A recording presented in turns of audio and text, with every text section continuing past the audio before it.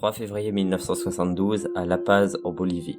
Ladislas de Hoyos, journaliste français, donne une interview pour la télévision. En face de lui, un homme, mais pas n'importe lequel. Il s'agit de Klaus Altmann, un ressortissant allemand fortement soupçonné par la France d'être Klaus Barbie, boucher de Lyon, criminel de guerre nazi coupable de milliers d'arrestations, de tortures et de déportations durant la Seconde Guerre mondiale.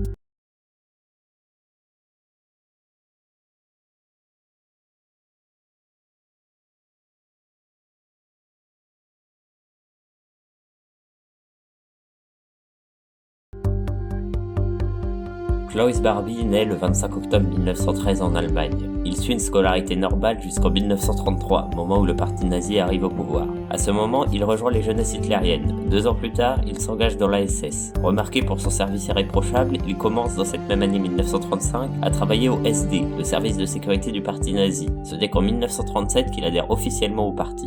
En 1940, Klaus Barbie est muté à la Gestapo et est envoyé aux Pays-Bas pour traquer les juifs, les résistants et autres francs-maçons. Lors de la destruction du ghetto juif d'Amsterdam le 20 avril 1941, Klaus Barbie est décoré et promu pour son zèle lors de l'assaut et pour le commandement de peloton d'exécution. À l'été 41, il est envoyé en URSS où il est chargé de la traque des résistants soviétiques. Mais la partie la plus connue de sa vie commence au printemps 1942 où il est envoyé en France, à la frontière suisse, où il doit empêcher les gens fuyant l'occupation de se rendre. En juin 1942, il est affecté à Dijon, à la surveillance des douaniers allemands. Après l'invasion de la zone libre en novembre 1942, Klaus Barbie est affecté à Lyon, où il prend le commandement de la Gestapo et où il est chargé de la lutte et de la traque des juifs, des communistes et des résistants. Il gagne vite une réputation et un surnom macabre, le boucher de Lyon. Sous ses ordres, des milliers de juifs et de résistants, dont le plus célèbre est Jean Moulin, sont arrêtés, torturés, puis déportés ou exécutés. Barbie est aussi célèbre pour avoir commandé la rafle des enfants d'Isieux, le 6 avril 1944, et pour avoir fait partir de France le dernier train pour Auschwitz, le 11 août de la même année. À la même époque, il commande également les troupes de répression des résistants, dans les maquis du Jura, où il torture et tue les habitants des villages alentours, soupçonnés de soutenir les maquisards. Il reste également très actif à la frontière suisse, où il exécute régulièrement des interrogatoires accompagnés de tortures. Barbie continuera le combat contre les Alliés après la libération, en reculant avec l'armée allemande. Il reçoit même une lettre personnelle de Himmler, le chef de la SS. Il le félicite pour ses services rendus au Reich et pour sa lutte contre la résistance française. Après la capitulation de l'Allemagne, fin 1945, Barbie crée un réseau de résistance nazie. Cependant, ce réseau se trouve être assez inutile et il est infiltré et démantelé par les Alliés au début de l'année 1947.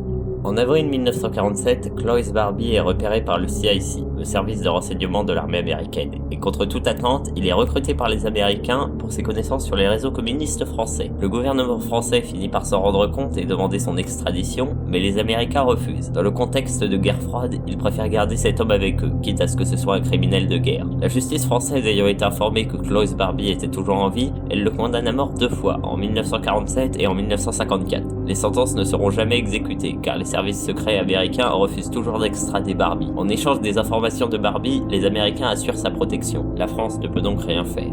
Les choses se gâtent pour lui en 1951, lorsque la police ouest-allemande cherche à arrêter Barbie, sous prétexte de vol. La CIA, avec l'aide de l'église catholique, décide alors de l'exfiltrer et de l'envoyer en Amérique du Sud, en Bolivie, sous le faux nom de Altmann. Les services secrets américains déclarent alors avoir perdu la trace de Barbie, qui se retrouve à l'abri de toute poursuite judiciaire. L'ex-nazi se refait une vie où il dirige une exploitation de bois composée d'Indiens et de Juifs, les mêmes qu'il torturait et déportait 10 ans plus tôt. Fait intéressant, pour comptabiliser les planches de bois, il les marque de croix gammées, ce qui cause la colère des propriétaires juifs de l'exploitation. Le 3 octobre 1957, Altmann obtient officiellement la nationalité bolivienne et donc un passeport bolivien.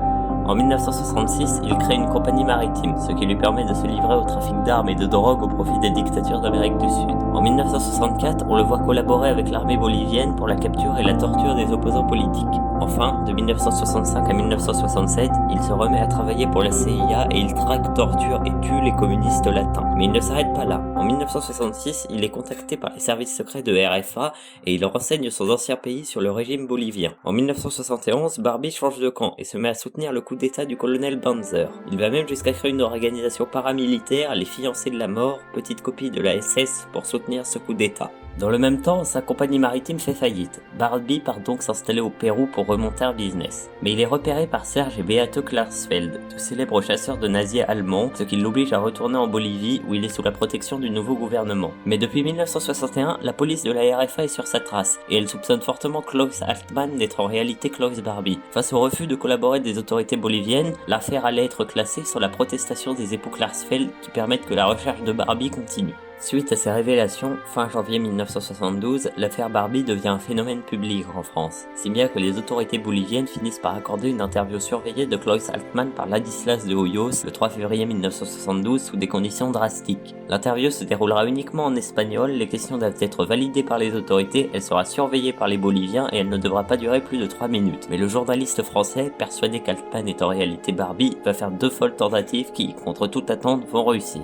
Lors de l'interview, tout d'un coup, de Hoyos pose une question à Altman en français, question à laquelle Altman répond sans hésitation, alors qu'il n'est pas censé comprendre cette langue. Vous n'êtes-vous jamais allé à Lyon? Ich bin nicht in Lyon gewesen.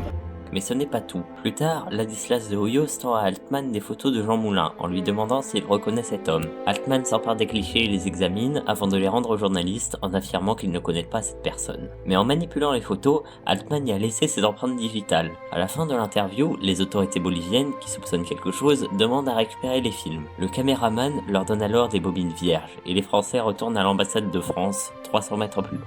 De là, il renvoie les bobines et les clichés en France dans la valise diplomatique où ils sont analysés. Klaus Altman est reconnu comme Klaus Barbie par ses anciennes victimes et les empreintes digitales le prouvent formellement. Cependant, en 1972, Barbie, qui ne nie plus sa véritable identité, est protégée par la dictature. La France demandera plusieurs fois son extradition, mais ces demandes resteront sans réponse, quand bien même que Georges Pompidou, le président français de l'époque, ait envoyé une lettre à Banzer. Même après un coup d'état en 1980 et un régime démocratique institué, Barbie travaille toujours pour les services secrets boliviens et il est protégé par les autorités. Mais en 1981, le gouvernement américain contraint le président bolivien à démissionner, et le nouveau président est bien moins enclin que son prédécesseur à protéger des nazis sur son territoire.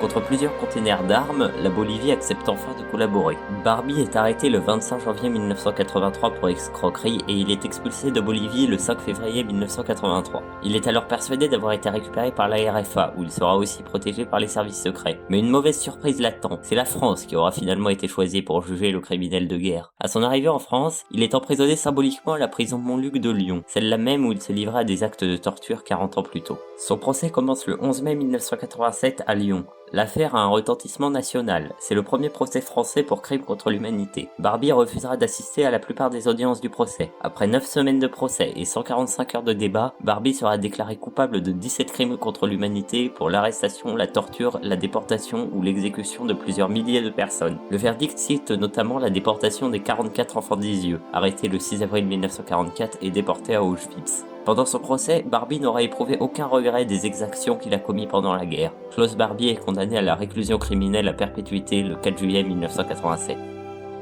Klaus Barbie meurt en prison le 25 septembre 1991 à l'âge de 77 ans d'un cancer du sang. Ainsi s'achève la vie du boucher de Lyon, nazi convaincu du début à la fin de sa vie, adepte de la torture et finalement condamné après une fuite de près de 40 ans. Si la vidéo vous a plu, je vous invite à mettre votre plus beau pouce bleu et à vous abonner si ce n'est déjà fait. N'oubliez pas la cloche. Et maintenant il ne me reste plus qu'à vous dire à la semaine prochaine. Salut tout le monde.